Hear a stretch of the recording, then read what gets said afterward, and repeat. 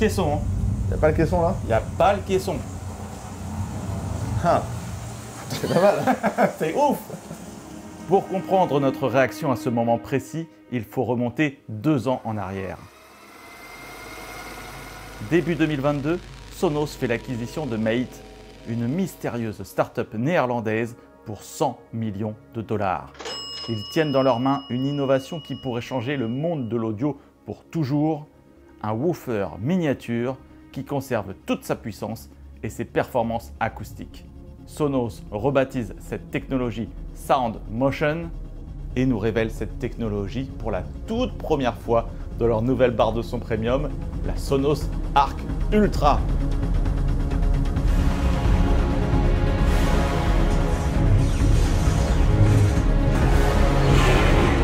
Bonjour à tous, c'est Benji. Bienvenue à la maison pour le test en profondeur de la nouvelle barre de son Sonos Arc Ultra. Elle est accompagnée de son nouveau caisson de basse Sonos Sub Gen 4. La question, en a-t-elle vraiment besoin? Pour y répondre, j'ai reçu Justin, ingénieur son, pour vous donner nos ressentis live accompagnés de nos mesures. Mais avant ça, unboxing. Alors là, chez Sonos, on va plutôt parler d'expérience unboxing. Alors peut-être que vous vous en moquez de la boîte, mais chez Sonos, ils prennent ça très au sérieux. C'est un vrai délire. Tu déverrouilles l'ouverture de la boîte. C'est comme un petit coffre-fort, tu sais. Tout est bien présenté, c'est bien emballé. Il y a des petits sachets, des petits cartons. Et en plus, aucune culpabilité dans le déballage. Tout est 100% recyclable. Donc triez bien vos déchets. On retrouve à l'intérieur un câble d'alimentation, un câble HDMI. Ils ont retiré l'adaptateur HDMI vers optique qu'on avait dans la boîte de la Arc. Je m'en souviens. La barre de son est enveloppée dans un tissu ajusté aux mensurations de l'enceinte. Tout est kiffant.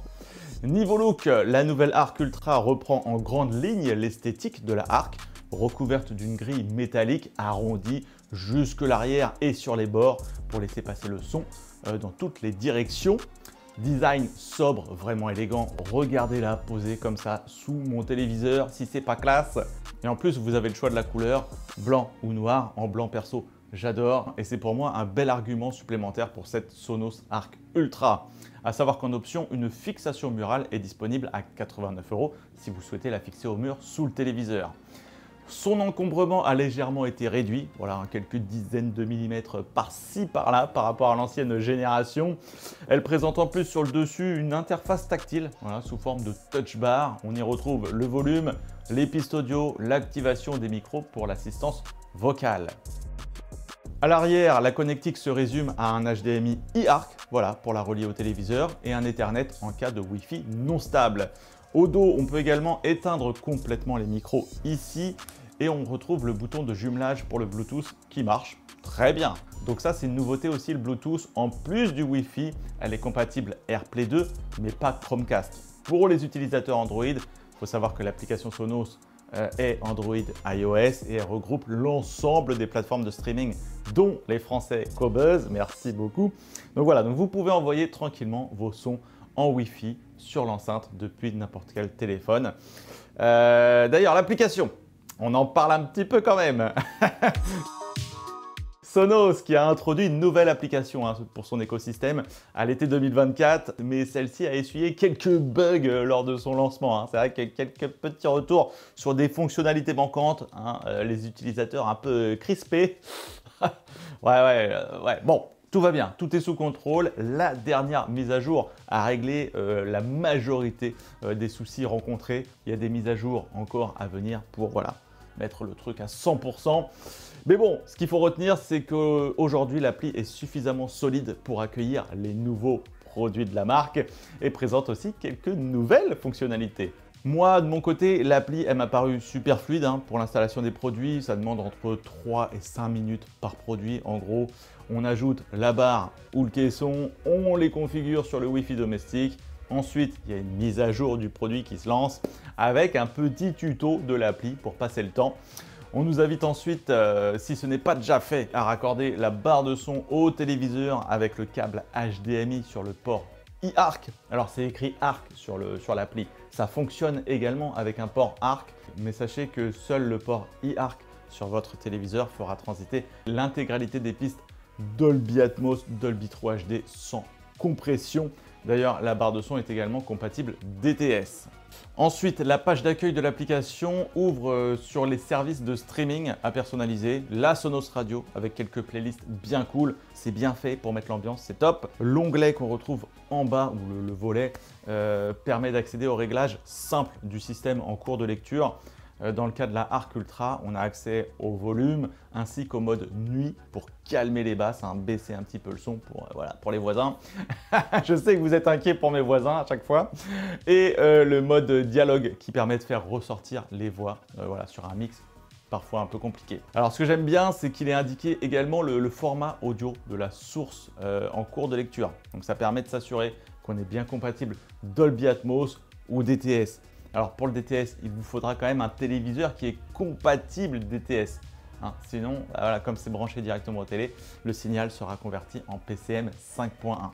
Pour accéder aux paramètres avancés, ça se passe avec la petite roue crantée en haut à droite. On y retrouve nos différents systèmes et c'est ici que vous pourrez jouer avec les égaliseurs, le niveau du caisson de grave si vous en avez un, le niveau des arrières si vous en avez, le niveau d'amélioration vocale qui peut se faire maintenant sur 3 crans, le niveau d'élévation du son pour gagner sur les effets verticaux et le plus important bien sûr, lancer le calibrage audio TruePlay.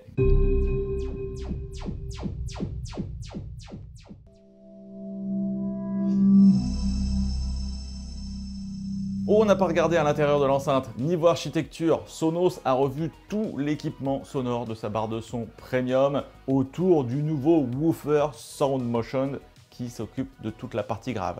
Il est maintenant entouré de 13 haut-parleurs. Vous avez 7 tweeters qui sont orientés dans tous les sens, face, côté, dessus pour envoyer des sons dans toutes les directions et 6 haut-parleurs de médium pour assurer une bonne restitution du message sonore principal. Allez, c'est parti les gars, on envoie la sauce. Alors, lors de nos premiers essais, première chose qu'on note avec Justin, c'est effectivement l'efficacité de ce Sound Motion. Qu'est-ce que c'est que cette sorcellerie?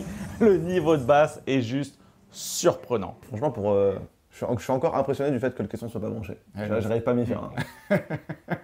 C'est profond, c'est impactant, ça gonfle la scène.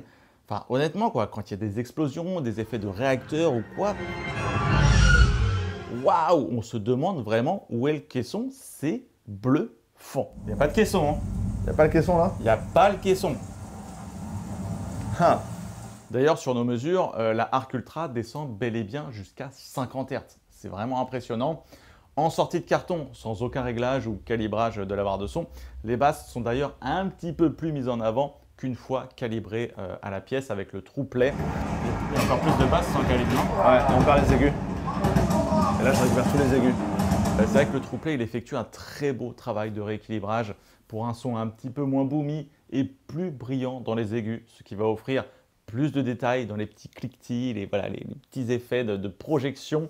Tandis que les médiums, eux, se retrouvent légèrement plus creusés. C'est vrai qu'avec le calibrage, les voix sont un poil moins mises en avant. Alors, par contre, pour le coup, là, on peut dire que la voix était un peu en retrait. J'ai senti ça. Un peu, mais ça restait quand même intelligible et précis. C'est pas forcément le cas sur tous les systèmes.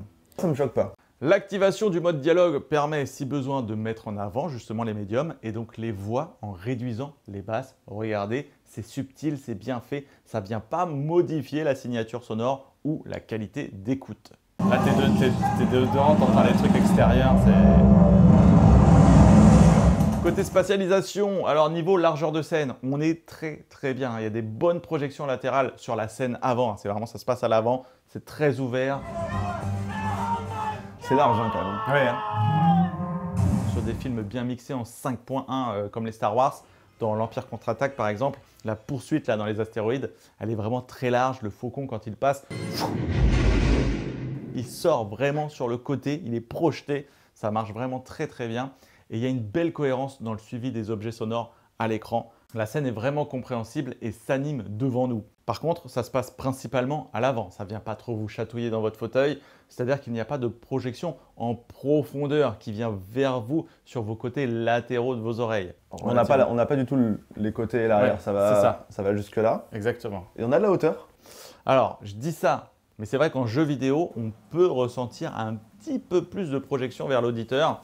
Les transitions des sons sont quand même extrêmement fluides. Hein, c'est un petit peu plus ouvert encore sur les côtés. Quand on tourne la caméra, vous savez, autour des personnages, lorsqu'ils sont en train de parler, on sent bien un tracking qui se fait, qui arrive un petit peu plus loin qu'en mode ciné. Ouais, juste la transition avec l'arrière qui est bon, un peu ça flou. Fait tac tac quand même. Ça fait tac et pouf, ça revient, mais ça reste précis. Hein. On a des bons effets de hauteur. Hein. Vraiment, la hauteur est très bien faite. Ouais. Concernant les effets de hauteur, eh bien, on ressent une légère élévation du son. Ouais, il y a quelque chose qui se passe. Alors, on peut jouer sur les canaux d'élévation via l'application. Ça permet vraiment de faire monter le son. Mais là, par contre, ça va trop tirer sur les aigus. Ça déforme trop la signature sonore. Le son devient un petit peu criard. Donc, nous, on recommande de ne pas toucher à ce réglage. On le laisse au milieu. Ça reste immersif, hein. Ça reste immersif. C'est exactement ce que j'étais en train de me dire. Oui, c'est pas ultra haut, mais t'es dedans, c'est immersif, il n'y a pas de défaut, quoi. Mais il faut le laisser à 0, je pense. Ouais, je pense aussi.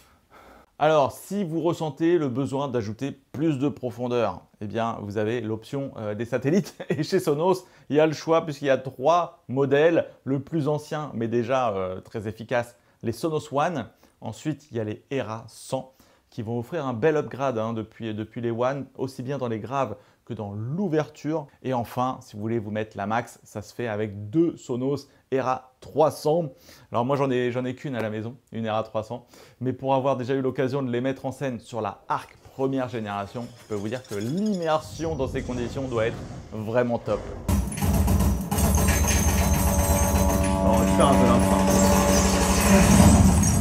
Allez, maintenant avec le caisson, le Sub Gen 4 qui a subi un petit lifting finition mat au passage. Toujours aussi stylé et facile à positionner. On peut le mettre debout, on peut le mettre allongé. Il est fin, il rentre partout. Mais bon, en a-t-on vraiment besoin dans mon petit salon? On s'est vraiment posé la question avec Justin. Le Sound Motion de la Arc Ultra fait déjà tellement un gros taf que, ouais, qu'est-ce que ça va donner? Est-ce que le Sub va pas enrichir trop les basses? Alors, qu'est-ce qui se passe lorsqu'on couple le Sub Gen 4 à la barre de son? Eh bien, la barre de son va donner le relais des basses aux alentours des 100 Hz. Ça veut dire qu'elle ne s'occupe plus des basses entre 100 et 50 Hz. Elles sont délivrées maintenant par le caisson et elles vont gagner en définition avec moins de distorsion. Et si on avait peur que le caisson apporte trop de basses, eh bien finalement, voilà, c'est super bien réglé, c'est super bien fait. Elles ne sont pas trop puissantes. Limite, elles sont encore plus plates, plus alignées dans la courbe de réponse en fréquence avec le calibrage TruePlay. Le caisson va permettre d'étendre les basses jusqu'aux infras descendant à 30 Hz et moins. Dans ma pièce, par défaut, le caisson se fait au final assez peu ressentir, hein, à part sur les très basses fréquences. Donc, il faut vraiment qu'elles soient sollicitées. Si vous souhaitez des basses plus présentes, comme moi, dans l'application, vous pouvez augmenter le niveau du caisson. C'est super efficace. Dans la course de pod de Star Wars, le ronronnement des moteurs, il vous prend au corps. Le truc, c'est mortel, c'est un vrai régal. Ah non, la config est vraiment carrée. Là-dessus, ça marche pas trop mal, mais c'est pas très flatteur. Pause. L'écoute musicale vient de subir une mise à jour depuis notre test avec Justin. Je retourne donc une séquence, puisque ce n'est plus la même expérience que lors de nos écoutes qui nous avait laissé un petit peu mitigés. C'est un peu brouillon. Un peu brouillon, on est d'accord, hein. C'est un peu brouillon. D'ailleurs, on imaginait bien qu'une mise à jour allait venir, puisque les égaliseurs n'avaient aucune incidence sur le son. Ça sent rien du tout. Comme quoi ils sont super réactifs chez Sonos. Le produit vient juste de sortir. On n'a même pas eu le temps de vous donner nos retours, qu'il est déjà mis à jour et dans le bon sens. Il y a quand même une bonne largeur. Hein.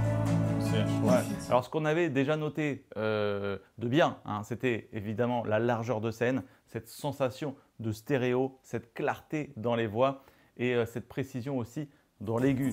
Mais on l'a trouvé un poil plus brouillonne en écoute comparative avec la Era 300 que j'ai juste à côté. Eh bien, elle vient de gagner en précision et affiche ce bel équilibre tonal qu'on a relevé sur nos mesures.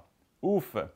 Enfin, sachez qu'elle est compatible musique spatiale. Voilà, si vous avez des contenus en Dolby Music ou musique 3D sur vos plateformes de streaming, personnellement, je n'en ai pas.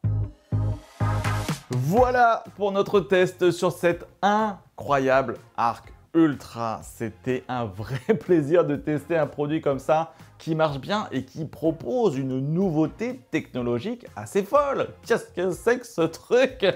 Franchement, j'ai super hâte de voir les prochaines productions de Sonos avec ce brevet de Sound Motion. Vraiment, chapeau, c'est ouais, ça marche et c'est impressionnant. Donc je résume les plus: beau produit, belle intégration dans le salon, simplicité d'installation, application mise à jour et qui va encore avoir quelques petites mises à jour.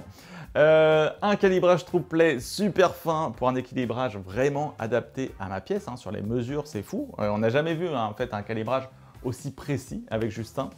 Spatialisation fluide et cohérente et immersive aussi. Voilà, la barre seule offre déjà du grand spectacle. Dans les petits moins, toujours pas d'entrée HDMI sur la barre de son, ce qui nécessite d'avoir un téléviseur compatible DTS pour bénéficier de ce format son. Sinon, il est traduit en PCM 5.1. Bon, ben voilà, au vu de l'excellence présentée ici, elle est donc recommandée par la Benji TV. Et voilà, j'ai commencé à mettre des recommandations comme ça. Je suis tranquille, je sais que là, vous pouvez y aller, vous ne serez pas déçus, c'est impossible. Mon conseil étant toujours bien sûr d'aller essayer, écouter en magasin ce type de produit. En tout cas, si vous ne pouvez pas l'écouter, mon conseil serait de commencer par la barre seule. Vous voyez ce que ça donne chez vous et ensuite vous voyez ce que vous avez besoin d'ajouter en fonction de votre environnement. Si vous souhaitez plus d'immersion avec les enceintes arrière ou plus de basse et d'infra avec un caisson. Perso, moi dans ma pièce, j'irai plus sur les satellites, car le niveau de basse me paraît suffisant dans mon salon appart avec des voisins. En maison, dans un grand salon, les basses du Sound Motion pourraient peut-être se perdre plus facilement dans l'espace et un relais sur le caisson serait sans doute bienvenu. Sinon, eh bien, vous prenez voilà, le package complet. Et là, je vous garantis, vous vous envoyez dans l'espace. Allez, merci beaucoup d'avoir regardé la vidéo. C'était Benji avec Justin. J'espère que vous avez apprécié. Likez, commentez, partagez. Voilà, vous connaissez le truc. Je reviens très vite sur la chaîne avec de très beaux contenus.